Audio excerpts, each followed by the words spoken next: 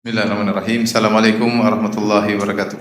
Waalaikumsalam warahmatullahi wabarakatuh. Alhamdulillahi ala ihsanih wa syukru lahu ala taufiqihi wa amtinanih wa asyhadu an la ilaha illallah wahdahu la syarika lahu ta'ziman li sya'nih wa asyhadu anna Muhammadan abduhu wa rasuluhu da'ila ridwani. Allahumma salli alaihi wa ala alihi wa ashabi wa ikhwani.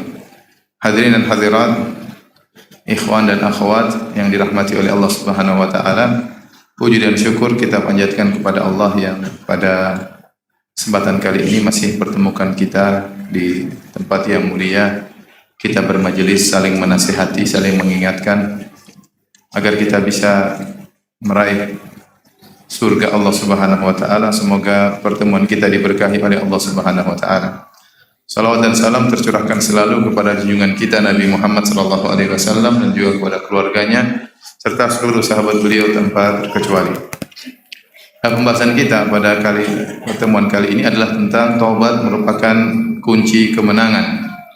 Kalau kita bicara tentang kemenangan, maka sekarang di dunia ini banyak orang berlomba-lomba meraih kemenangan, tetapi kemenangan yang mereka lombakan, kemenangan yang mereka perjuangkan adalah kemenangan-kemenangan duniawi.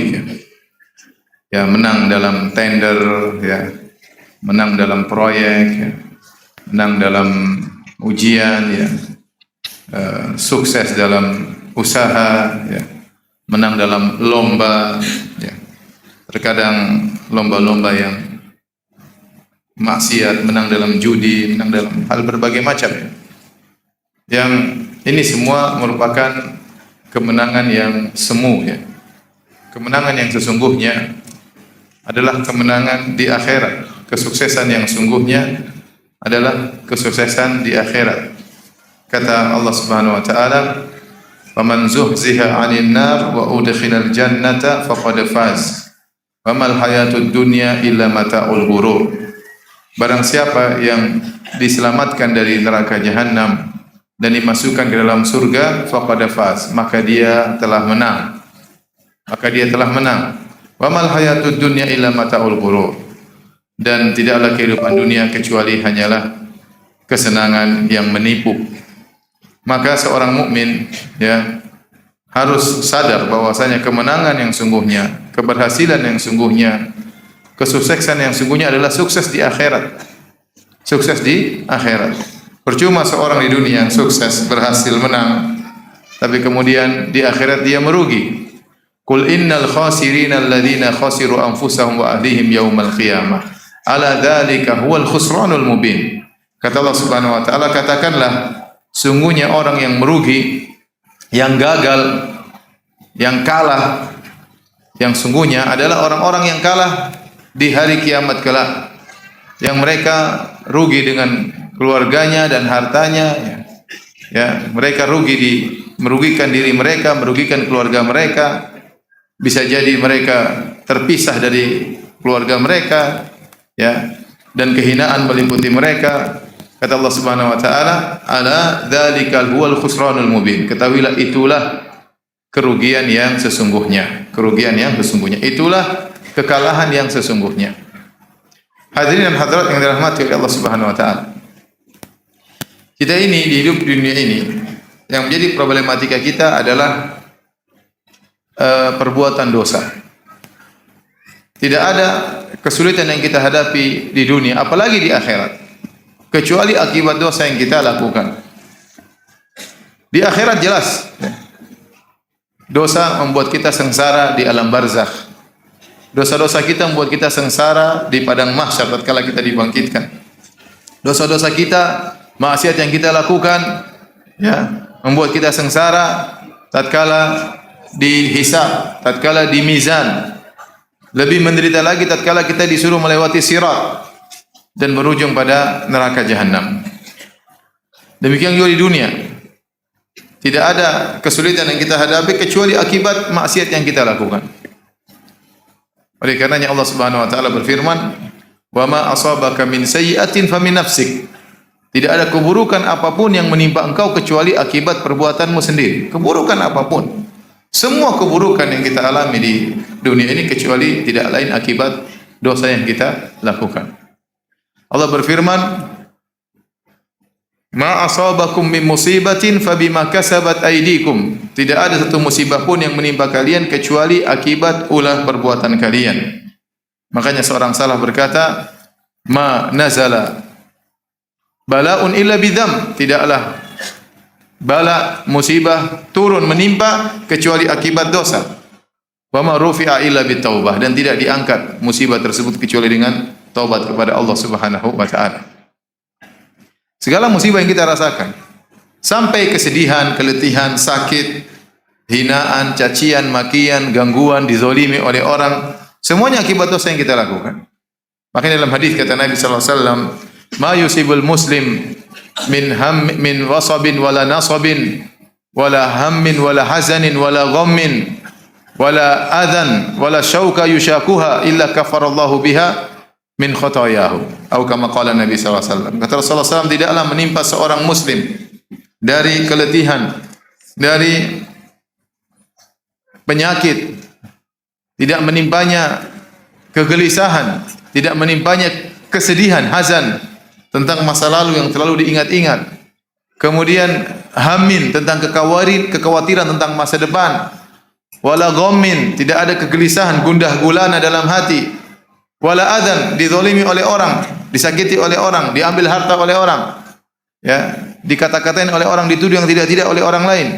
Wala syauka yushaquha, bahkan duri yang mengenainya, kecuali Allah akan menjadikan itu sebagai penggugur dosa-dosanya. Berarti ini semua yang dialami, kesedihan, kegelisahan, kekhawatiran, ya, kecemasan, semuanya ini karena dosa. Semuanya karena dosa. Itu cukup tadi kita mengatakan sebagaimana firman Allah, "Wa ma asabaka min sayyi'atin fa min nafsik." Tidak ada keburukan yang menimpamu kecuali karena perbuatanmu sendiri. Oleh karenanya, kalau kita sudah berbicara tentang kemenangan, ya, meskipun kemenangan yang sungguhnya adalah di akhirat, tetapi seorang mukmin seharusnya di dunia dia akan merasa bahagia jika dia beriman kepada Allah Subhanahu wa taala, jika dia bertobat kepada Allah Subhanahu wa taala. Ya, makanya Allah Subhanahu wa taala berfirman, "Man 'amila salihan min dzakarin aw untha wa huwa mu'min falanuhyiyannahu hayatan thayyibah." Ya, barang siapa ya beramal saleh, baik seorang lelaki maupun wanita, dan dia dalam kondisi beriman, maka kami akan berikan dia kehidupan yang baik, dia akan bahagia. Adapun orang yang berpaling, bermaksiat, maka akan diberikan kesengsaraan. Kata Allah Subhanahu wa taala, "Wa man a'rada an dzikri fa inna lahu ma'isyatan dhanka." Barang siapa yang berpaling dari peringatanku, maka baginya kehidupan yang menyempitkan, dadanya sesak. Maka orang beriman seharusnya dia menang di dunia sebelum menang di akhirat. Harusnya dia sukses di dunia sebelum sukses di akhirat. Makanya Al-Imam Ibnu Taimiyah rahimahullahu taala pernah berkata, "Inna fid dunya jannatan man lam yadkhulha lam yadkhul jannatal akhirah." Sungguhnya di dunia ada surga, yaitu ada kebahagiaan. Barang siapa yang di dunia tidak bisa masuk surga tersebut, dia tidak akan meraih surga di akhirat. Ini isyarat dari Syekhul Islam Ibnu Taimiyah rahimahullahu taala bahwasanya orang beriman itu pasti bahagia. Pasti bahagia apapun kondisi yang dia hadapi. Selama dia beriman, selama kalau dia bermaksiat, dia bertobat kepada Allah Subhanahu wa taala. Adapun orang yang bermaksiat, maka dia akan diberi kegelisahan, meskipun dia dipenuhi dengan harta, meskipun dia dipenuhi dengan ketenaran, ya, memiliki jabatan yang tinggi, tapi kalau dia suka bermaksiat, dia pasti gelisah. Ya. Kata Allah Subhanahu wa taala, "Alladzina amanu wa tatma'innu qulubuhum bi dzikrillah." Ala bi dzikrillah tatma'innul qulub. Sungguhnya orang-orang yang beriman, ya, wa tatma'innu qulubuhum, dan hati mereka menjadi tenteram dengan mengingat Allah. Ketahuilah dengan mengingat Allah hati menjadi tenang. Kalau ingat Allah hati menjadi tenteram dengan iman, dengan takwa, maka mengikuti hawa nafsu, mengikuti godaan syaitan, maka membuat hati akan gelisah. Hadirin hadirat yang Allah Subhanahu wa taala. Intinya kalau Anda ingin sukses di dunia, terlebih lagi sukses di akhirat, maka jauhilah diri Anda dari dosa-dosa. Dan kita sadar bahwasanya kita pasti berdosa. Ini sudah sifat dasar manusia. Allah menciptakan manusia dengan sifat memiliki potensi untuk berdosa. Sebagaimana kita manusia memiliki sifat potensi untuk makan, untuk minum, ya. Ya, maka demikian juga punya potensi untuk bermaksiat. Punya potensi untuk bermaksiat. Dan Allah menciptakan kita demikian. Ada hikmahnya kenapa kita bermaksiat, di antaranya agar kita bertobat kepada Allah, agar kita kembali kepada Allah Subhanahu wa taala, agar kita mengakui kekurangan kita, agar kita tidak sombong, tidak angkuh dengan ibadah yang kita lakukan karena kita sadar kita penuh dengan kekurangan. Makanya Allah Subhanahu wa taala mengatakan dalam hadis qudsi, ya ibadi innakum tukhti'una bil-laili wan-nahar. Wahai hamba-hambaku, sungguhnya kalian berdosa siang dan malam. Kalian suka berdosa. Hadirin hadirat yang dirahmati Allah Subhanahu wa taala. Bagaimana kita menghadapi kenyataan kita sering berdosa? Solusinya sangat mudah, yaitu bertobat. Sering bertobat kepada Allah Subhanahu wa taala. Bagaimanapun seorang berusaha untuk menghindarkan dirinya dari dosa, dia tidak bakalan mampu. Kita berusaha, jangan bermudah-mudah melakukan maksiat. Tapi bagaimanapun hebatnya Anda pasti akan terjerumus dalam dosa. Nabi SAW bersabda, istaqimu walan tuhsu. Istiqomalah kalian tidak bakalan mampu. Tidak bakalan mampu. Siapapun dia. Para anbiya juga bersalah. Nabi Adam pernah bersalah, Nabi Nuh pernah bersalah, Nabi Ibrahim pernah bersalah, Nabi Musa pernah bersalah, Nabi Yunus pernah bersalah. Nabi Muhammad SAW juga pernah bersalah. Tapi mereka semua adalah hamba-hamba Allah yang selalu bertobat kepada Allah Subhanahu wa taala. Jadi harus ada dalam benak kita bahwasanya yang buat kita sengsara, yang buat kita tidak bahagia, yang buat kita gagal di dunia maupun di akhirat adalah karena dosa-dosa yang kita lakukan. Oleh karenanya kita dapati betapa banyak ibadah-ibadah yang agung ganjarannya adalah diampuni dosa-dosa. Ganjarannya adalah diampuni dosa-dosa. Karena dosa-dosa yang bikin masalah. Contoh, haji, ibadah yang sangat agung. Apa pahalanya? Kata Nabi SAW, man hajja walam yarfuth walam yafsuk raja'a min dhunubihi kayaumi waladatu ummuhu. Barang siapa yang berhaji, tidak mengucapkan kata-kata kotor, tidak melakukan kemaksiatan, maka dia akan bersih dari dosa-dosanya seperti baru lahir dari perut ibunya. Jadi maghfirah ini sangat penting karena dia adalah kunci kesuksesan di dunia maupun di akhirat. Kemudian juga contohnya tadi haji, menghapuskan dosa-dosa. Contohnya puasa. Kata Nabi sallallahu alaihi wasallam, "Man shoma ramadhana imanan wa ihtisaban ghufira lahu ma taqaddama min dzambi." Barang siapa yang berpuasa dengan penuh keimanan, dengan penuh pengharapan, akan diampuni dosa-dosanya yang telah lalu. Demikian juga salat. Ya, kata Nabi sallallahu alaihi wasallam, "As-shalawatul khams wal jum'ah ila al-jum'ah wa ramadhan ila ramadhan mukaffiratun ma bainahunna idza sunibal kaba'ir." Kata Nabi sallallahu alaihi wasallam, salat yang satu dengan salat yang lainnya, Jumat yang satu dengan Jumat yang lainnya, Ramadan satu dengan Ramadan yang lainnya akan menghapuskan dosa-dosa di antara keduanya selama dijauhi dosa-dosa besar. Jadi ya banyak ibadah-ibadah yang agung, janji Allah adalah agar diampuni dosa-dosa. Kenapa? Karena dosa-dosa ini problem besar. Tidak mungkin kita melakukan dosa kecuali pasti ada dampaknya. Baik berkaitan dengan dunia kita maupun berkaitan dengan akhirat kita.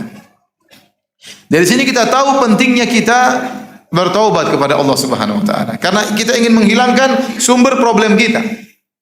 Problem kita ini apapun, tingkat RT, tingkat lurah, kelurahan, tingkat ya kabupaten, tingkat nasional, tingkat dunia, semuanya masalah dosa. Semuanya masalah dosa. Karena dosa-dosa yang kita lakukan maka kita mendapati banyak kesulitan. Oleh karenanya di antara solusi yang terbaik agar kita bisa terhindar dari itu semua, maka kita harus banyak beristighfar dan harus banyak bertobat kepada Allah Subhanahu wa taala. Lihatlah Nabi sallallahu alaihi wasallam berkata, "Wahai manusia sekalian, istaghfiru rabbakum wa tubu ilaihi." Beristighfarlah kepada Rabb kalian dan bertobatlah kepadanya. Fa inni astaghfirullah wa atubu ilaihi fil yaumi akthar min 70 marrah. Sungguhnya aku ini ya setiap hari beristighfar dan bertobat kepada Allah lebih dari 70 kali. Lebih daripada 70 kali. Bahkan terkadang Nabi dalam satu majelis beliau beristighfar dan bertobat 100 kali dalam sekali duduk. Itu Nabi sallallahu alaihi wasallam. Nabi memotivasi kita untuk banyak beristighfar dan bertobat kepada Allah Subhanahu wa taala. Hadirin dan hadirat rahmatillah subhanahu. Coba kita renungkan diri kita, betapa banyak maksiat yang kita lakukan. Yang ini semua sumber permasalahan bagi kita. Kita sulit menjaga ya pandangan kita. Zaman sekarang, zaman now, susah kita menjaga apa? Pandangan. Apakah mengumbar pandangan bukan dosa? Itu adalah dosa. Bahkan Allah Subhanahu wa taala menyuruh kita untuk bertobat darinya secara khusus. Allah mengatakan kullil mu'minina yaghuddu min absarihim wa yahfadhu furujahum. Wahai orang yang beriman, tundukkanlah pandangan kalian, jagalah kemaluan kalian. Wa kullil mu'minati yaghuddna min absarihinna. Katakanlah kepada wanita, tundukkanlah pandangan kalian. Di akhir ayat kata Allah, wa tubu ilallahi jami'an ayyuhal mu'minun la'allakum tuflihun. Bertobatlah kalian seluruhnya wahai orang yang beriman agar kalian menang, agar kalian bahagia, ya, agar kalian beruntung.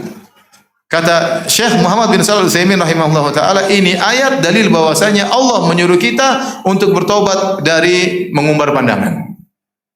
Sekarang kita bermudah-mudahan dalam maksiat, melihat hal yang haram, melihat di YouTube, melihat iklan, jadi perkaranya mudah. Karena kita sering mengumbar pandangan, akhirnya kita menganggap remeh. Tidak terasa kita mengumpulkan maksiat tiap hari. Dahulu bagi kita mungkin memandang yang haram berat, kita menundukkan pandangan, ya. Sekarang kita susah tundukkan pandangan. Karena kita sudah terbiasa dengan apa? Maksiat. Hati kita terkadang mungkin menyepelekan maksiat tersebut. Sekarang kita bicara maksiat tentang lisan. Betapa banyak sekarang orang komentar seenaknya, dan komentar tulisan sama dengan lisan. Lihatlah di Facebook, lihatlah di medsos, orang komentar seenaknya, menuduh seenaknya, menganalisa sembarangan, kemudian dia paparkan dengan berbagai macam tulisan, dengan berbagai macam tuduhan, berbagai macam suuzon, dia keluarkan begitu saja. Ini semua tulisan termasuk perkataan, ini semua akan dihisab oleh Allah Subhanahu wa taala. Betapa mudah-mudahnya kita mendengar gibah, dengar berita acara gibah fulan, gibah ini, gibah anu. Jadi hal yang terbiasa. Oleh karenanya Nabi SAW pernah datang kepada Ahlul Baqi, yang makna sabda Nabi SAW, Nabi mengatakan kalian beruntung sudah meninggal. Datang fitnah-fitnah setelah kalian meninggal dunia. Nenek moyang kita yang meninggal 50 tahun yang lalu, orang tua kita, nenek moyang kita 100 tahun lalu, mereka tidak menemukan fitnah-fitnah yang kita dapatkan sekarang. Yang seorang mudah sekali bermaksiat dengan adanya sarana teknologi, internet, HP dan yang lainnya. Kalau dahulu orang dalam rumah sudah dia tidak bermaksiat. Sekarang orang dalam rumah dia bawa HP-nya, sumber maksiatnya, semua dia bisa lihat segalanya di HP. Dia bisa ganggu istri orang, dia bisa lihat istri orang, dia bisa lihat maksiat, dia bisa ingin lihat apa yang dia kehendaki. Dalam rumah, tidak usah keluar rumah. Dulu orang dalam rumah selamat, sekarang dalam rumah terkadang lebih berbahaya. Sendirian gak ada yang lihat, maka dia berfantasi, dia berkelana ke sana kemari, dia tidak jaga pandangannya, dia tidak jaga telinganya, dia tidak menjaga tulisannya dan lisannya. Jadi siapa yang menjamin dirinya tidak berdosa? Kita tiap hari apa? Berdosa. Kita tiap hari berdosa. Belum lagi dosa berkaitan dengan ketidakmampuan kita untuk beribadah kepada Allah dengan seharusnya. Lihat, kita disuruh Allah untuk sholat, kita disuruh Allah untuk menyambung silaturahmi, kita disuruh Allah untuk beramar ma'ruf nahi mungkar. Banyak perintah-perintah Allah yang Allah berikan kepada kita. Ternyata kita masih taksir, masih kurang dalam menjalankan ibadah kepada Allah. Kita masih kurang dalam berbakti kepada kedua orang tua. Kita masih pelit terhadap kedua orang tua. Kita masih kurang dalam beramar ma'ruf nahi munkar. Kita masih kurang perhatian terhadap anak-anak. Betapa sering anak kita lalaikan. Kita masih kurang perhatian terhadap istri. Betapa banyak wanita kurang dalam menunaikan hak-hak suaminya. Kita diliputi dengan dosa-dosa. Tidak bisa menjalankan perintah Allah dengan semestinya. Di sisi yang lain kita juga diliputi dari dosa-dosa karena kita kurang bersyukur kepada Allah Subhanahu wa taala. Terlalu banyak nikmat yang Allah berikan kepada kita, kita tidak bisa mensyukuri dengan semestinya. Makanya para ulama menyebutkan di antara faedah kenapa kalau kita habis buang air keluar dari toilet kita mengatakan ghufranaka. Ya Allah ampunanmu. Di antaranya kata para ulama karena kita mengakui dosa kita, tidak pandai bersyukur kepada Allah. Sungguhnya kita bisa buang hajat, itu nikmat dari Allah Subhanahu wa taala. Seandainya perut kita ditahan, kita tidak bisa buang angin, tidak bisa buang hajat, maka itu seorang akan tersiksa dengan penyakit tersebut. namun kita buang hajat dengan mudahnya, namun kita tidak pandai bersyukur kepada Allah Subhanahu wa taala. Bangun malam masih malas, mau sedekah masih pelit ya. Mata masih tidak bisa dijaga ya. Oleh karenanya para hadirin, masing-masing kita sadar kita penuh dengan dosa. Karenanya dosa-dosa inilah yang buat kita terkadang susah. Terkadang kita susah dalam perkara dunia, terkadang susah dalam masalah akhirat. Perkara dunia contohnya, mungkin rezeki kita seret, mungkin kita ya dihinakan oleh orang ya. Mungkin kita ya gagal dalam usaha karena mungkin dosa-dosa kita. Masalah agama mungkin kita susah untuk khusyuk dalam salat, mungkin kita malas untuk baca Quran ya. Mungkin ya kita kalau baca Quran tidak terenyuh hati kita, susah untuk mengalirkan air mata ya. Dan banyak mau hadir pengajian juga terkadang malas. Kalau dengar tidak kita amalkan, ini musibah semua akibat dosa-dosa yang kita lakukan. Karenanya pada kesempatan kali ini hadirin hadirat, kita akan bahas sedikit tentang taubat, bagaimana keutamaan taubat dan dia merupakan kunci untuk sukses di dunia maupun di akhirat. Ikhwan dan akhwat yang dirahmati oleh Allah Subhanahu wa taala, taubat adalah ibadah yang sangat agung. Begitu agungnya, betapa banyak dalam Al-Quran ayat-ayat tentang taubat. Kalau kita kumpulkan puluhan ayat-ayat tentang apa? Taubat, banyak sekali. Yang menunjukkan Allah sangat suka dengan ibadah ini, ibadah taubat. Makanya Allah mengatakan innallaha yuhibbut tawwabin wa yuhibbul mutatahhirin. Allah mencintai hamba-hambanya yang bertaubat. Kalau Anda ingin dicintai oleh Allah, Anda sering bertobat, seringlah bertobat. Semakin Anda sering bertobat, maka Anda semakin dicintai oleh Allah Subhanahu wa taala. Apa kata Nabi sallallahu alaihi wasallam ya? Tuba liman wajada fi sahifati istighfaran katsiran. Sungguh beruntung orang yang mendapati dalam catatan amalnya banyak istighfar. Maka Anda seringlah dalam perjalanan Anda, dalam keseharian Anda bilang astaghfirullah wa atubu ilaih. Astaghfirullah wa atubu ilaih. Ya. Mudah atau tidak mudah? Anda sambil naik motor, naik mobil, astaghfirullah wa atubu ilaih. Astaghfirullah wa atubu ilaih. Sambil berjalan, sambil ngantri, astaghfirullah wa atubu ilaih. Ibadah yang ringan, pahalanya besar. Ringan di lisan. Astaghfirullah wa atubu ilaih. Astaghfirullah wa atubu ilaih. Ya. Cuma memang kita orang Indonesia ini agak malu-malu kalau beristighfar dengan suara yang didengar. Ya, karena sekitar kita jarang yang beristighfar, jarang yang berzikir. Tapi kalau saya di Arab Saudi, sering orang-orang awam, orang-orang tua, astaghfirullah, astaghfirullah, astaghfirullah. Dalam lift, astaghfirullah, astaghfirullah, la ilaha illallah. Biasa, itu biasa kita dengar. Ya. Kita di sini kalau misalnya di mobil, astaghfirullah, astaghfirullah. Kamu ada dosa apa hari ini banyak istighfar? Orang curiga sama kita. Sejak kapan bertobat? Sudah hijrah ya. Kenapa? Karena suasana tidak mendukung. Suasana tidak mendukung. Nah, kalau syekh-syekh datang misalnya di Indonesia saya temani, lihat kerjaan mereka istighfar. Istighfar, astagfirullah, berzikir. Nanti mereka ngobrol lagi, mereka beristighfar lagi. Kalau saya tanya mereka jawab, setelah itu mereka berzikir lagi. Sudah hal biasa, subhanallah. Kita tidak biasa, makanya antum hidupkan itu. Jalan astaghfirullah atubu ilaih, astaghfirullah atubu ilaih. Rabbi ghfirli wa tub alayya innaka tawwabur rahim. Ya. Allahumma ghfirli wa tub alayya. Banyak ya. Jadi sering. Sungguh beruntung kata Nabi sallallahu alaihi wasallam orang yang nanti di hari kiamat mendapati catatan istighfarnya banyak. Kenapa hadirin? Allah mencintai ibadah ini. Karena kalau Anda melakukan ibadah ini, Anda benar-benar tunduk di hadapan Allah. Anda mengakui kehinaan diri Anda. Anda mengakui Anda tidak mampu terhindar dari dosa ini. Dan pengakuan Anda, penghinaan diri Anda di hadapan Allah sangat dicintai oleh Allah Subhanahu wa taala. Karena itu bukti penghambaan Anda kepada Allah Subhanahu wa taala. Mengakui kesalahan Anda. Ini ibadah sangat dicintai oleh Allah Subhanahu wa taala.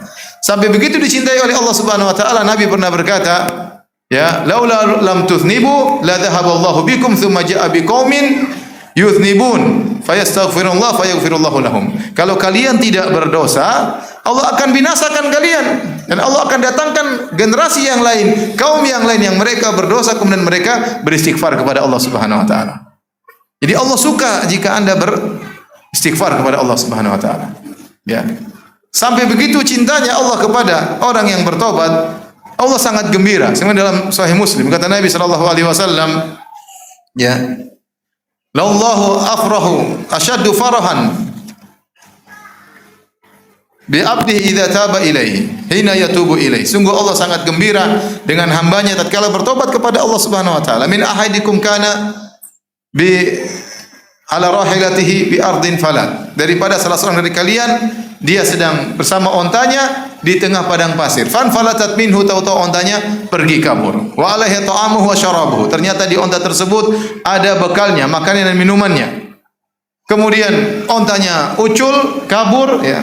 Maka dia pun pasrah.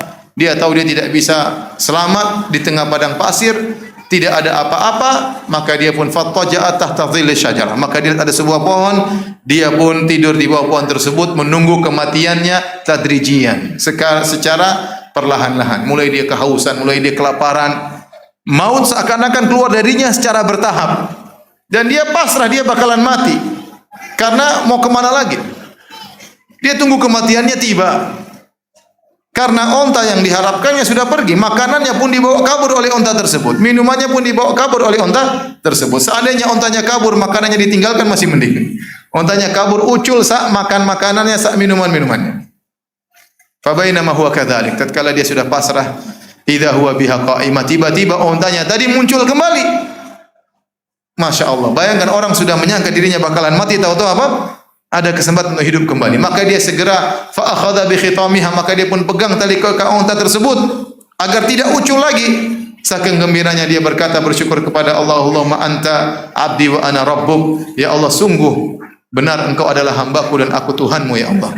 Kata Nabi sallallahu alaihi wasallam, akhta'a min syiddatil farah. Dia salah ngomong karena saking apa? Gembiranya. Ini gembiranya yang bisa digambarkan orang paling gembira di dunia, orang ini. Nabi menggambarkan kalau ada orang paling gembira di dunia, inilah orangnya. Yang sudah merasa bakalan mati, tahu-tahu ada kesempatan untuk hidup kembali. Ini orang paling menggembira. Ternyata Allah lebih gembira daripada orang ini dengan tobat hambanya tatkala kembali kepada Allah Subhanahu wa taala. Ini ibadah sangat dicintai oleh Allah Subhanahu wa taala. Bisa kita sederhanakan, ya, saya kasih logika. Walillahil mathalul a'la. Allah memiliki perumpamaan yang lebih tinggi. Allah mengatakan, Nabi mengatakan dalam hadisnya, "Lallahu arhamu bi ibadi min hadi bi waladiha." Allah lebih sayang kepada hamba-hambanya daripada seorang ibu terhadap anaknya. Ini Nabi ucapkan tatkala ada seorang wanita kehilangan anaknya, maka dia pun menangis-nangis mencari anaknya. Setelah lama dia cari anaknya, akhirnya dia ketemu anaknya. Kita bisa bayangkan bagaimana hati seorang ibu. Rasa cinta yang paling tinggi di alam semesta ini adalah cinta seorang ibu terhadap anaknya. Terlebih lagi Nabi gambarkan dalam kondisi yang sangat cinta itu luar biasa tatkala dia kehilangan anaknya. Buah hatinya hilang. Maka dia cari sana sini, anaknya masih kecil, dia cari kanan kiri enggak dapat. Tatkala dia cari, akhirnya dia dapat. Begitu dia dapat anaknya, maka dia segera peluk, maka dia pun segera mungkin menyusui anaknya, artinya dia lampiaskan kegembiraannya. Dia alirkan kegembiraannya, kebahagiaannya kepada anaknya tersebut, kasih sayangnya. Waktu para sahabat melihat kondisi ini, kata Nabi SAW, "Lallahu arhamu bi ibadihi min hadi bi waladihi." Allah lebih sayang kepada hamba-hambanya daripada ibu ini kepada anaknya. Agar anda tahu bahwasanya Allah sangat sayang kepada anda. Nah sekarang kita sebagai orang tua, kalau anak kita nakal, kita mungkin jengkel. Anak kita kabur dari rumah, mungkin kita jengkel, ya. Tapi waktu anak kita kembali minta ampun kepada kita, minta maaf kepada kita sayang atau tidak? Kita sayang. Anak kita mungkin nakal sebulan enggak pernah, beritanya buruk terus, keluar dari rumah, lari dari rumah. Setelah sebulan kemudian dia balik minta ampun, menangis di hadapan kita. Kira-kira kita sayang atau tidak? Kita sangat sayang. Kita sangat sayang. Apalagi Allah Subhanahu wa taala yang hambanya tadinya bermaksiat kepadanya kemudian kembali kepada Allah Subhanahu wa taala. Maka Allah sangat mencintai ibadah taubat kepada Allah Subhanahu wa taala. Saking cintanya Allah kepada orang yang bertobat, sampai para ulama khilaf, mana yang lebih utama, apakah orang yang terus dalam ketaatan atau orang yang bermaksiat kemudian bertobat. Saya kasih gambaran, ada dua orang, si A dan si B. Mereka bersahabat. Yang satu selalu taat kepada Allah, yang satunya taat kepada Allah kemudian menyimpang, bermaksiat. melakukan kemaksiatan. Yang satu berjalan terus menuju ridha Allah Subhanahu wa taala, yang satunya terhenti. Dia sibuk dengan kemaksiatan, bahkan dia mundur sibuk dengan kemaksiatan. Setelah sekian lama, mungkin beberapa selang waktu, dia sadar, kemudian dia kembali lagi untuk melanjutkan perjalanan menuju Allah. Dia taubat kepada Allah. Pertanyaannya, mana lebih afdal, si A atau si B? Saya tanya sama antum, mana yang lebih afdal, si A atau si B? Ngerti pertanyaannya enggak? Ada si A, ada si B. Kawan nih, sama-sama dari Klaten ya.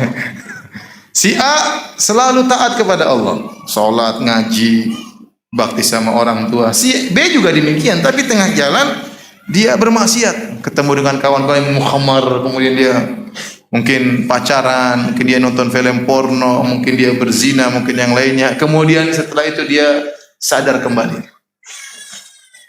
Si A sudah terus melanjutkan perjalanannya. Ketika dia kembali, dia bertobat kepada Allah. Sekarang mana lebih afdal, si A atau si B? Hah? Yang bilang A angkat tangan. Yang bilang B, jangan-jangan tukang maksiat.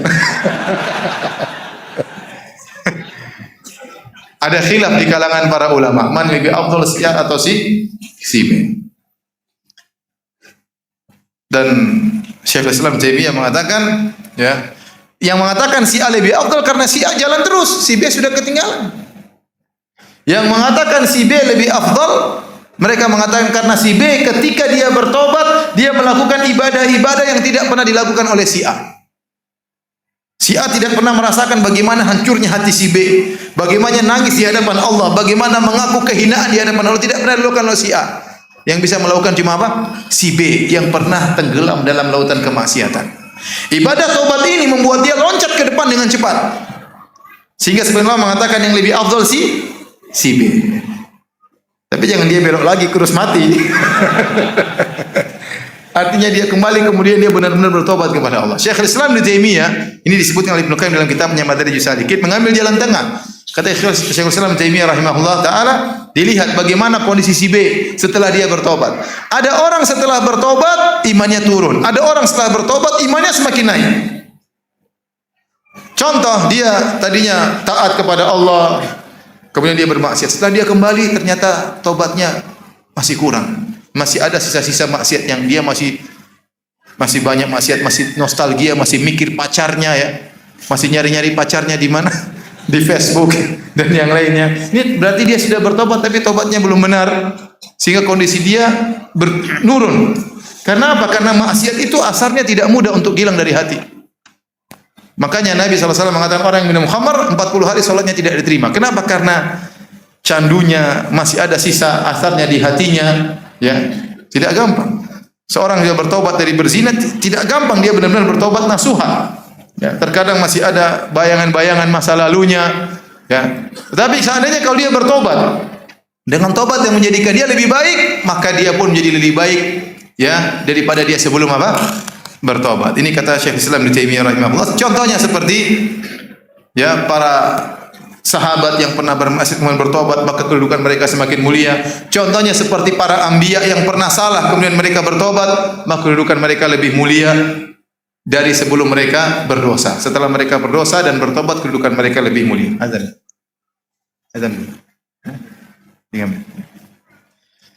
Jadi ini semua dalil dari saya datangkan ya ikhwan, untuk saya jelaskan kepada antum bahwasanya taubat itu ibadah yang mulia. Antum harus senantiasa membasahi lisan antum untuk istighfar. Astaghfirullah wa atubu ilaih. Astaghfirullah wa atubu ilaih. Ustaz, saya enggak pernah bermaksiat. Siapa bilang? Ente bisa jaga pandangan ente.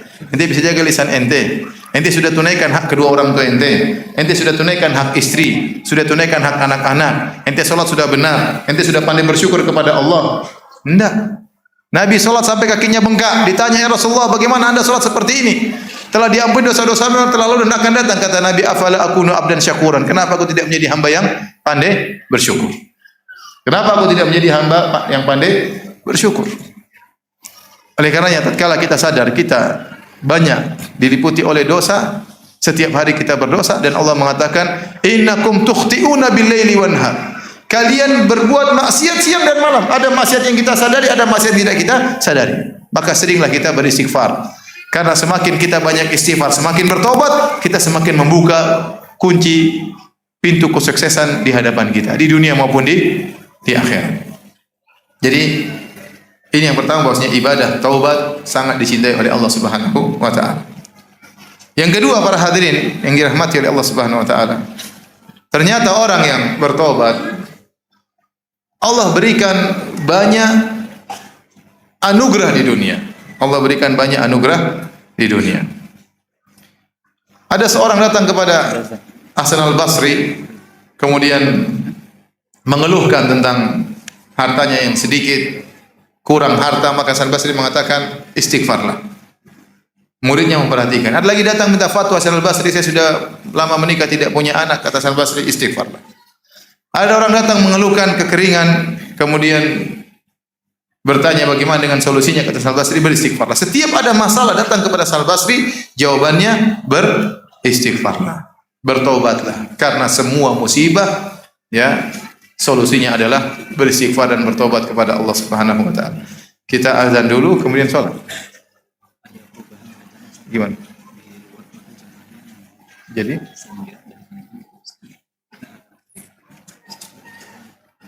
oke deh. Oke, jangan apa. Azan dulu kita lanjut.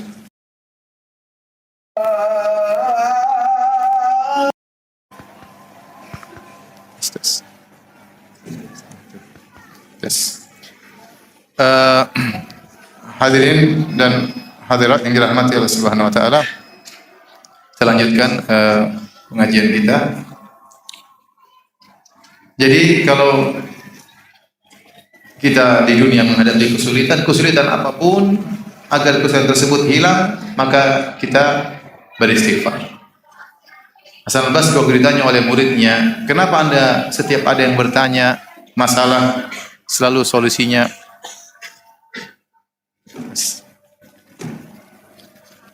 murid-muridnya bertanya, kenapa Anda setiap ditanya masalah solusinya selalu istighfar? Maka dia pun membacakan firman Allah Subhanahu wa taala tentang perkataan Nabi Nuh kepada kaumnya, Nabi Nuh alaihi salam. Fa qultu astaghfiru rabbakum innahu kana ghaffara yursilis samaa 'alaikum midrara wa yumdidukum bi amwalin wa banin wa yaj'al lakum jannatin wa yaj'al lakum anhar. Maka aku berkata kepada mereka,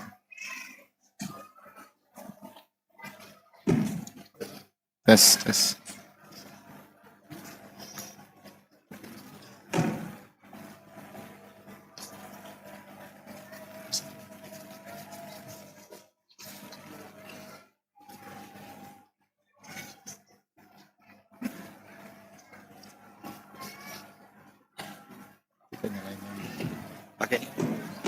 Pakai aja.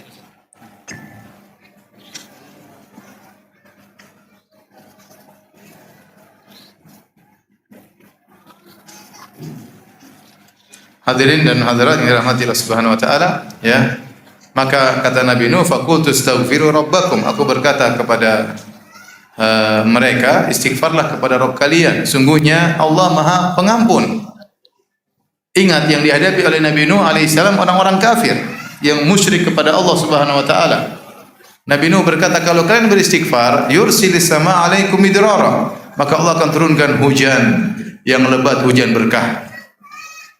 Ya, wa yumdidukum bi amwalin wa banin. Allah akan berikan kepada kalian anak-anak yang berkah, harta yang berkah. Wa yaj'alakum jannatin wa yaj'alakum anhara. Allah akan tumbuhkan tumbuhan bagi kalian, bahkan Allah alirkan sungai-sungai bagi kalian. Kalian sekarang tandus, tidak ada hujan, tidak ada sungai. Allah akan alirkan sungai-sungai kalau kalian bertobat kepada Allah Subhanahu wa taala. Allah turunkan hujan yang penuh dengan berkah. Namun tatkala mereka tidak bertobat kepada Allah, Allah turunkan hujan tapi hujan azab. Hujan apa? Azab, bukan hujan berkah. Nah, lihat, kalau orang kafir saja bertobat kepada Allah, diberi rezeki, diberi anak-anak yang berkah, diberi hujan yang berkah, diberi tumbuhan yang berkah, dilahirkan sungai-sungai. Bagaimana kita orang Islam yang bertobat kepada Allah Subhanahu wa taala? Maka ini dalil bahwasanya istighfar dan taubat adalah solusi segala permasalahan di dunia ini, segala permasalahan. Jadi kalau antum misalnya dagang enggak laku-laku, antum istighfar. Astagfirullah. Dosa apa ini kok enggak laku-laku dagangan? Antum pulang diomelin sama istri, astagfirullah. Astagfirullah. Kenapa mas astagfirullah? Ini karena dosa-dosa yang saya lakukan. Tadi saya tengok cewek, makanya kamu sekarang ngomelin saya. Misalnya. Kita nggak tahu ya. Sampai sebagian salaf mengatakan, aku mendapati dampak dari maksiat yang aku lakukan pada pembantuku, pada dabahku, pada kendaraanku. Bisa jadi ya problem timbul gara-gara maksiat yang kita lakukan. Berkaitan dengan diri kita, problem tersebut berkaitan dengan keluarga kita, semua gara-gara maksiat yang kita lakukan. Makanya ya, kalau ada problem, istighfar. Apapun. Atau merasa gelisah, istighfar, astagfirullah. Ada kesedihan yang berkelanjutan, tidak berhenti-berhenti, astagfirullah, astagfirullah, astagfirullah. Ada kekhawatiran yang tidak berhenti-berhenti, astagfirullah, astagfirullah. Itu pasti karena dosa-dosa yang kita lakukan. Ustaz, apakah semua ujian pasti karena dosa? Bisa jadi ujian tersebut karena dosa, bisa jadi untuk meningkatkan derajat. Bisa jadi, ada dua kemungkinan. Tapi kalau kita menempatkan diri kita pada kemungkinan kedua, oh saya diuji karena untuk angkat derajat, maka terlalu jauh. Ente siapa ente? Tapi kalau ente nabi mungkin lah ya. Tapi kalau ente kayak model kayak gini, sudah tinggal di Klaten di Indonesia, tiap hari nonton Facebook, tiap hari nonton YouTube, oh saya diangkat derajat oleh Allah, terlalu jauh kayaknya. Ya kita suudzon kepada diri kita. Ya. Kita bilang mungkin, ya saya dosa-dosa. Kalau ternyata ujian tersebut mengangkat derajat, alhamdulillah. Tapi kita pastikan kita ini ada dosa. Ya, kalau ada ujian yang kita hadapi, musibah kita hadapi, kita sabar, mengurangi dosa-dosa dan mengangkat derajat, plus dua-duanya. Mengurangi dosa dan mengangkat derajat. Tapi di antara solusi yang bisa kita lakukan, kita banyak apa? Istighfar. Astagfirullah, tubu ilaih, astagfirullah, tubu ilaih, astagfirullah, tubu ilaih. Seperti itu. Benar-benar kita minta ampun kepada Allah agar diberi solusi dari Allah Subhanahu wa taala. Makanya Nabi Yunus alaihissalam begitu ditelan oleh ikan paus, apa dia katakan? La ilaha illa anta subhanaka inni kuntu minadh dhalimin. Ya Allah, tidak ada yang berhak disembah kecuali Engkau. Sungguhnya aku termasuk orang-orang yang zalim. Nabi Yunus alaihissalam seorang nabi mengakui kesalahan. Mengakui kesalahannya, maka Allah pun mengeluarkan dia dari perut ikan paus. Allah beri solusi. Falaula annahu kana minal musabbihin la labitha fi batni ila yaumi yub'atsun. Kalau bukan dia bertasbih, mengakui kesalahannya, beristighfar kepada Allah, maka aku akan biarkan, maka dia akan tinggal dalam perut ikan paus sampai hari kiamat. Jadi kalau antum kena masalah apapun, segera istighfar dan bertobat kepada Allah Subhanahu wa taala. Masalah di rumah tangga, masalah ekonomi, masalah dakwah. Dan itu disampaikan oleh Syekhul Islam Ibnu Taimiyah rahimahullah. Waktu dia menjelaskan tentang 20 sebab kenapa seorang harus memaafkan, harus bersabar, dia sebutkan kalau Anda ditimpa dengan kezaliman, ditimpa dengan musibah, introspeksi diri. Jangan langsung Anda lemparkan kesalahan kepada orang lain. Pertama, lemparkan kesalahan kepada diri kita. Istri kita ngomel sama kita, mungkin dia salah. Tapi kenapa Allah membuat dia jadi salah kepada kita? Karena dosa kita. Paham? Mungkin secara kalau kita periksa, dia yang salah. Kenapa dia begini? Kenapa dia begini? Kenapa dia nuntut ini, nuntut anu ya. Tetapi kenapa dia bisa begitu? Mungkin karena dosa yang kita apa? Yang kita lakukan sehingga dia tidak terkontrol. Setiap ada kesalahan, kembalikan kepada diri kita terlebih dahulu. Baik. Jadi orang yang bertobat dan beristighfar kepada Allah Subhanahu wa taala, Allah berikan dia sukses di dunia. Allah mudahkan urusannya. Orang yang sering beristighfar, kalau dia berdakwah insyaallah dimudahkan dakwahnya. Kalau dia seorang pedagang insyaallah dimudahkan dagangnya ya. Kalau dia berniat menjalankan sunnah insyaallah dimudahkan menjalankan sunnahnya. Sampai saya bercanda kepada sebagian teman, ente selalu gagal poligami karena banyak maksiat, kurang istighfar. Bercanda ibu-ibu enggak. Kalau ente ditolak, astagfirullah, astagfirullah, biar diterima. Dan intinya semua problematika ini karena apa? Karena dosa. Antum yakin atau tidak? Yakin, sudah, itu karena dosa. Ma asabaka min sayyi'atin fa min nafsik. Apapun keburukan yang menimpamu karena kesalahanmu. Baik, ini di dunia Allah berikan ketenangan, Allah berikan solusi. Terlebih lagi di akhirat. Terlebih lagi di akhirat. Kalau seorang bertobat kepada Allah Subhanahu wa taala, maka Allah akan ampuni dosa-dosanya sebanyak apapun. Sebanyak apapun, sebanyak ya buih di lautan, sebanyak ya tetesan air hujan, sebanyak jumlah butiran pasir di alam semesta, sebesar bumi ini. Kalau kamu bertobat, Allah akan ampuni dosa-dosamu. Mudah bagi Allah. Tidak ada dosa sebesar apapun di hadapan Allah jika seorang bertobat. Karena Allah Ghaffar, Allah Maha Pengampun. Allah Ghafur, Allah Ghafir. Sebanyak apapun dosa dilakukan, kalau dia bertobat diterima oleh Allah. Berulang-ulang 1000 kali dia lakukan, Allah akan ampuni. Ya. Karena Allah Maha Pengampun dengan cara dia bertobat. Makanya taubat ini adalah ibadah mungkin sangat dibenci oleh iblis. Kenapa iblis? Bayangkan kalau ada iblis ya, iblis menggoda seorang. Orang ini mungkin sudah bermaksiat 80 tahun. Dari sejak lahir maksiat. maksiat 80 tahun. Iblis sudah sangka ini jadi teman saya nanti di neraka. Oh, 80 tahun maksiat, syirik, musyrik, bunuh orang semuanya. Begitu umur 81 dia bertobat. Gagal enggak iblis? Gimana enggak ini? Kurang ajar nih orang. Di ujung-ujungnya malah bertobat. Allah ampuni seluruh apa? Dosa-dosanya. Ya. Dia didapatkan husnul khatimah. Ya. Anugerah dari Allah Subhanahu wa taala. Makanya di antara keistimewaan taubat, seorang kalau bertobat dosanya diampuni sebesar apapun, sebanyak apapun, ya.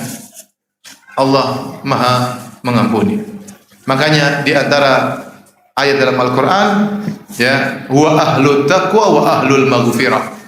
Dialah Allah ahlul maghfirah, yang ahli untuk memaafkan. Itulah Allah Subhanahu wa taala. Kalau kita tidak pantas untuk dimaafkan, Allah bisa memaafkan. Yang penting ente minta maaf. Mungkin kita tidak pantas untuk dimaafkan, benar, dosa terlalu banyak, maksiat terlalu berulang-ulang. Maksiat, tobat kembali lagi, tobat kembali lagi, tobat kembali lagi. Tidak pantas. Kalau kita hukum dunia ini tidak pantas untuk diampuni. Ini kurang ajar. Sudah saya ampuni, ngulangi lagi. Kita kalau punya anak buah nyolong, kita ampuni. Nyolong lagi kira-kira gimana? Kita ampuni? Enggak. Kita panggil polisi. Saya ampuni engkau di penjara. Allah Subhanahu wa taala tidak demikian. Maksiat kembali lagi, tobat. Maksiat lagi, tobat lagi. Tidak pantas untuk diampuni, tetapi Allah huwa ahlut taqwa wa ahlul maghfirah. Allah ahli untuk mengampuni. Ya.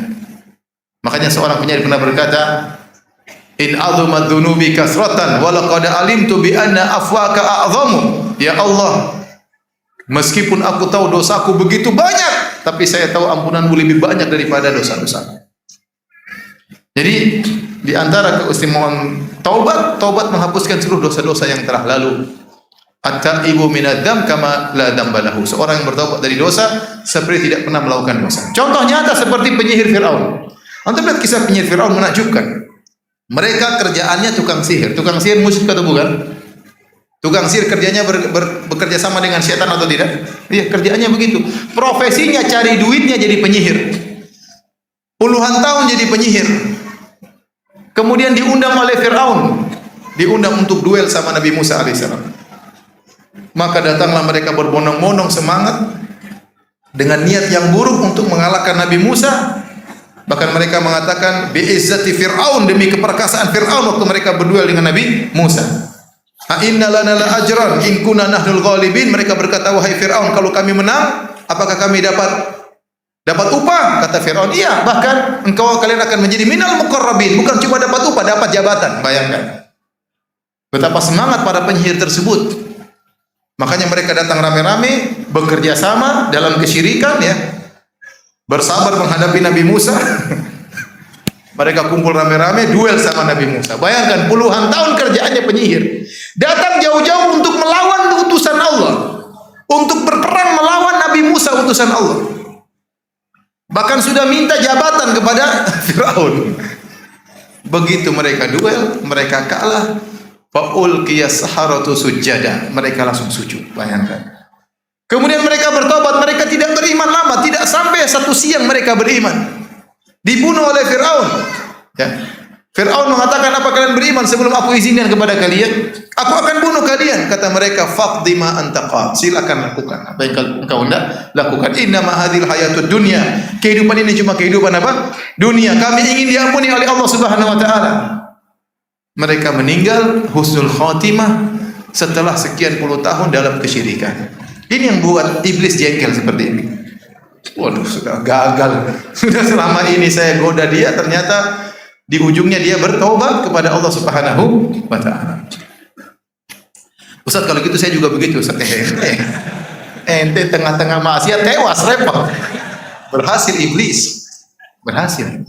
Ya saya auzubillah sebagian orang berzina, nantilah saya bertobat, nantilah. Begitu sedang berzina, jantungan terus tewas.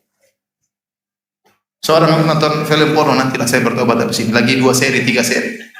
Kalau lagi nonton tewas, coba masa. Waliyadzubillah. Tidak sempat bertobat. Kita nggak tahu kapan Allah cabut nyawa kita. Oleh karenanya di antara keistimewaan taubat di akhirat, kalau seorang sudah bertobat, semua dosanya diampuni oleh Allah Subhanahu wa taala sebesar apapun dosa tersebut.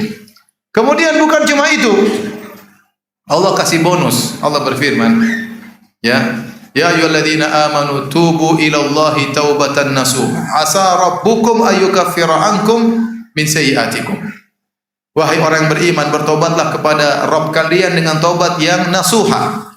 Niscaya Allah akan mengampuni dosa-dosa kalian. Ini sudah kita bahas tadi poin pertama. Diampuni dosa-dosa sebesar apapun, sebanyak apapun.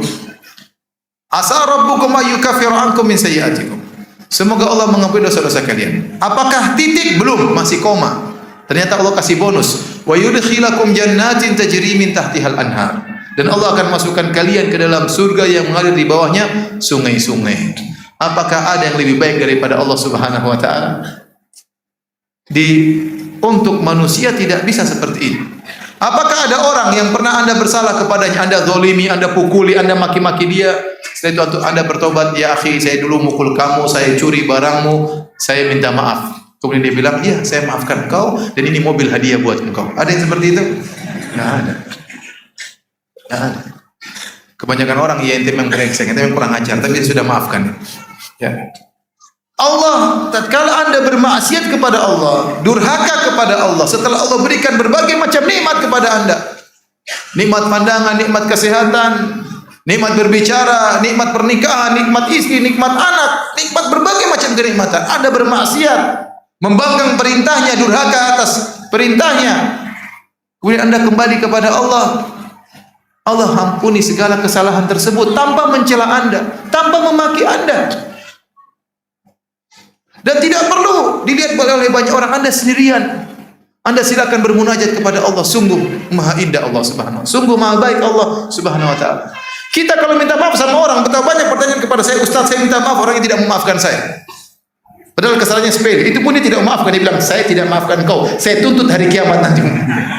Gimana Ustaz? Betapa banyak saya ditanya demikian. Menunjukkan manusia susah memaafkan. Ini atau tidak? Kesalahannya sepele padahal bukan bunuh anaknya, bukan nyuri barang, yang enggak, pengen salah ngomong, salah kata-kata, itu pun minta maaf, tidak memaafkan. Kadang kita harus mengemis-ngemis, kadang kita harus merendahkan diri, itu pun tidak dimaafkan. Kalau Allah, ente tinggal bangun malam, ente curhat kepada Allah, Allah selalu mendengar, maha mendengar. Ente mau berhenti terserah, ente mau lanjutkan silahkan. Tidak usah menyusun kata-kata sebagaimana kita mau ketemu dengan bupati, mau ketemu dengan presiden, susun kata-kata semalam suntuk nggak bisa tidur. Ente ketemu Allah, biarkan mengalir dari hati Anda. Dalam sujud minta ampun kepada Allah. Apakah Allah mencela? Tidak sama sekali. Apakah Allah menghardik? Tiba-tiba datang halilintar. Makanya saya sudah bilang jangan macam-macam. Nggak ada. Nggak ada. Ente tinggal minta maaf, tinggal menangis di depan Allah, semuanya telah selesai. Bukan cuma itu, dikasih bonus surga. Saya bilang tadi, tidak ada manusia yang minta maaf sama dia, kemudian dia bilang, iya saya maafkan kamu, dan ini rumah buat kamu. Tidak ada. Ini cewek cantik buat kamu, apalagi? Ini Allah, ente salah, ente minta maaf, ente diampuni, dikasih surga, dikasih istana, dikasih bidadari. Apalagi yang kurang? Apalagi kurang baiknya Allah Subhanahu wa ta'ala. Maka sungguh benar perkataan Nabi SAW, "Allahu arhamu bi ibadihi min hadhi bi waladiha." Sungguh Allah lebih sayang kepada hambanya daripada seorang ibu terhadap anaknya. Bahkan seorang anak waktu salah sama orang tuanya, sama ibunya, terkadang ibunya tidak memaafkan. Terkadang ibunya marah dulu, terkadang ibunya maki dulu baru memaafkan. Itu ibunya sendiri. Allah tidak pernah begitu. Allah tidak pernah begitu. Biar Anda tahu bahwasanya Anda memiliki Tuhan yang sangat sayang kepada Anda. Jadi orang kalau bertobat kepada Allah di akhirat, diampuni dosa-dosanya, bahkan dikasih bonus surga oleh Allah Subhanahu wa ta'ala, bahkan ditinggikan derajatnya. Maka dalam ayat kata Allah Subhanahu wa ta'ala, ya illa man tab. Coba Allah bercerita tentang orang pelaku dosa besar. Kata Allah, walladzina la yad'una ma'allahi ilahan akhar wa la yaqtulun nafsa allati harramallahu illa bil haqq wa la yaznun. Ini 3 dosa paling besar. Dan orang-orang yang tidak berbuat kesyirikan, dan orang-orang tidak membunuh orang lain, dan orang-orang tidak berzina. Wa may yaf'al dzalika yalqa athama. Barang siapa melakukan dosa ini, syirik kepada Allah, berzina, membunuh orang, yalqa athama, dia akan mendapatkan dosanya pada hari kiamat. Yudha'af lahul adabu yaumal qiyamah. Maka pada hari kiamat dia akan dilipat gandakan dosanya. Siksaannya akan dilipat gandakan. Dikekalkan dalam neraka jahanam. Setelah itu Allah mengatakan illa man taba, kecuali orang yang bertobat, wa amana wa amila amalan salihan. Kemudian dia beriman dan beramal saleh. Kata Allah, faulaika yubaddilullahu sayyi'atihim hasanat. Mereka ini dosa-dosanya dirubah menjadi kebaikan. Bayangkan, maksiatnya dirubah jadi pahala. Apa yang lebih indah daripada ini? Apalagi yang lebih baik daripada ini? Maka kalau Anda ingin sukses dunia maupun di akhirat, perbanyak bertobat kepada Allah Subhanahu wa taala. Maka saya ingatkan para hadirin, ya, kita diajarin oleh Nabi SAW istighfar di pagi hari, petang hari. Anda boleh istighfar 100 kali di pagi hari, istighfar 100 kali di petang hari. Anda bisa baca doa sayyidul istighfar di pagi hari dan petang hari. Habis salat kita istighfar, astagfirullah, astagfirullah, astagfirullah. Habis salat malam, wabil ashari hum yastaghfirun. Dan di waktu sahur mereka beristighfar. Itu kebiasaan orang-orang soleh. Selalu banyak istighfar kepada Allah Subhanahu wa taala. Selalu banyak bertobat kepada Allah Subhanahu wa taala. Demikian saja yang bisa saya sampaikan. Selanjutnya kalau ada pertanyaan saya persilahkan. Wallahu taala alam bisawab.